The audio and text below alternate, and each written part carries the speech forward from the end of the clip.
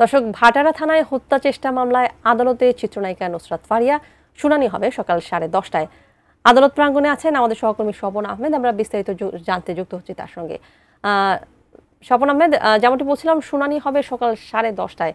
এই মুহূর্তে আপনার কাছে এসে বিষয়ে সর্বশেষ কি তথ্য রয়েছে, একটু আমাদের জানাবেন বিস্তারিত। জানেন যে গতকালকে ইমিগ্রেশন পুলিশ ঢাকার শাহজালাল আন্তর্জাতিক বিমানবন্দর থেকে নুসরাত ফারিয়াকে আটক করে এবং পরবর্তীতে তাকে বিকেলেই কিন্তু রাজধানীর ভাটারা থানায় হস্তান্তর করা হয়। কেননা হচ্ছে ভাটারা থানায় তার বিরুদ্ধে একটি হত্যা চেষ্টা মামলা রয়েছে।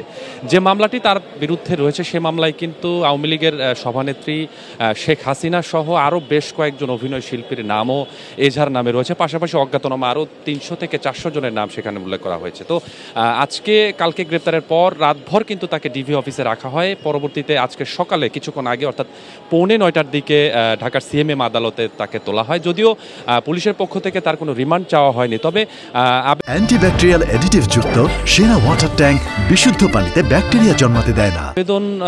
আবেদনে পুলিশের যে আবেদন, আদালতে যে আবেদন করা হয়েছে সেটিতে আমরা দেখেছি তাকে কারাগারের আবেদন করা হয়েছে। তবে আমরা যতটুকু জানতে পেরেছি 10:30টার দিকে তাকে এজলাসে তোলা হবে।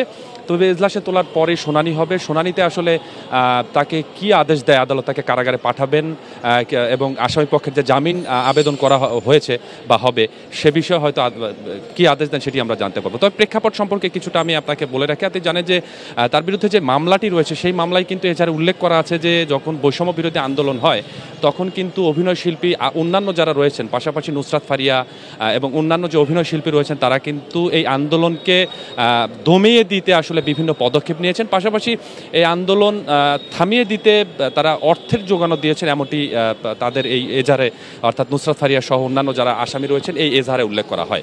তো তার প্রেক্ষিতেই তাকে গতকালকে যখন তিনি থাইল্যান্ডের উদ্দেশ্যে শাহজালাল আন্তর্জাতিক বিমানবন্দরে যান তখনই তাকে আটক করে দেওয়া হয় এবং পরবর্তীতে তাকে ভাটারা থানায় হস্তান্তর করা হয় এবং ভাটারা থানায় নিরাপত্তার জন্য অর্থাৎ নুসরাত ফারিয়ার নিরাপত্তার জন্য পরবর্তীতে রাতভর তাকে ডিবি অফিসেই রাখা হয় এবং ডিবি অফিস থেকে এখানে তাকে এই 8:45টার দিকে আনা হয়েছে। তো সব মিলিয়ে আমরা সংবাদকর্মীরাও আরেকটি বিষয় উল্লেখ করি, এখানে নুসরাত ফারিয়ার যে পরিবারের রয়েছে তারা আমাদেরকে যেটি জানিয়েছেন যে বৈষম্য বিরোধী আন্দোলনে তার বিরুদ্ধে যে হত্যা চেষ্টার মামলাটির এজাহার নামীয় করা হয়েছে এটি কিন্তু ওই সময় কিন্তু আসলে নুসরাত ফারিয়া দেশের বাইরে ছিলেন, এমনটি পরিবারের পক্ষ থেকে আমাদের কাছে দাবি করা হয়েছে।